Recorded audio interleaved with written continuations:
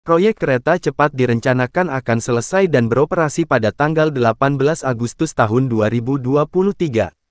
Proyek kereta yang diklaim bisa melaju dengan kecepatan hingga 350 km per jam ini diharapkan menjadi kado HUT ke-78 Republik Indonesia.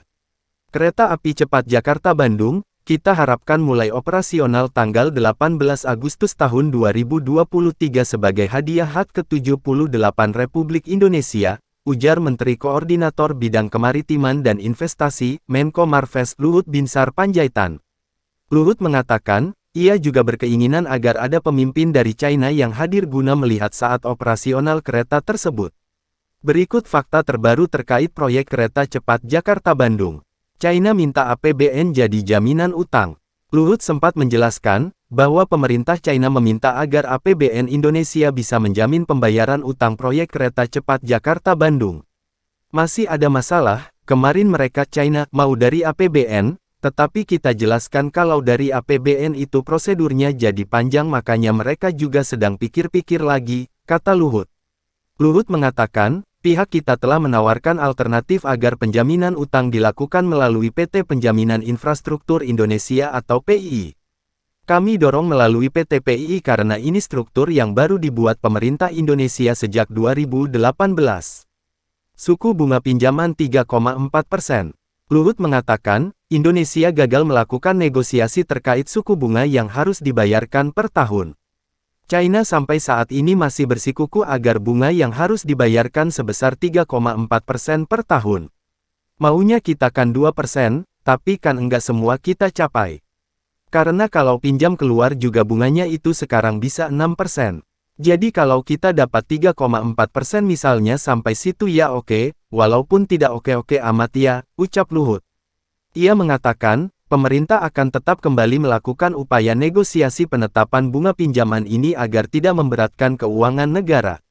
Lebih lanjut dirinya menjelaskan, suku bunga yang diajukan 2% merupakan suku bunga yang diajukan pada 2017. Jadi sebagai perbandingan, kita 2% itu kan suku bunga waktu 2017. Waktu itu suku bunga industrinya rendah. Kalau kita lihat cost of run mereka 3,4% itu sekitar 0,2% di bawah obligasi di bawah pemerintah AS yang 30 tahun, jelasnya. Meski demikian, Luhut tetap optimis Indonesia bisa membayar utang tersebut karena capaian pajak saat ini menurutnya sebesar 48,6%. Gak ada masalah dengan suku bunga pinjaman 3,4%, kamu kok ragukan negaramu. Kalian jangan meremehkan bahwa negara kita ini semakin efisien makin baik, ujarnya.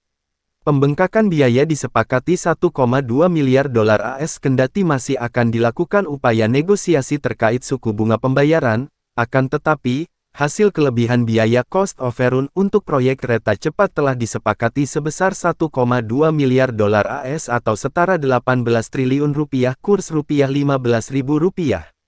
Terkait pinjaman kepada KAI untuk pembiayaan cost of run kami sedang negosiasi mengenai suku bunga, ujar Luhut. Angka tersebut didapatkan dari hasil audit dari setiap negara yang kemudian disepakati bersama-sama. Dengan demikian, biaya total proyek yang berlangsung sejak 2016 tersebut mencapai 7,27 miliar dolar AS atau setara 108,14 triliun rupiah. Kemenhub sepakati perpanjangan konsesi kereta cepat PT Kereta Cepat Indonesia China (KCIC) telah meminta kepada pemerintah agar memperpanjang masa konsesi KCJB dari 50 tahun menjadi 80 tahun. Alasan permintaan tersebut didasari oleh sejumlah faktor yakni perubahan demand forecast penumpang dikarenakan dampak pandemi, perubahan total biaya proyek setelah adanya pembengkakan biaya. Terima kasih sudah menonton, jangan lupa untuk subscribe, like dan komentar.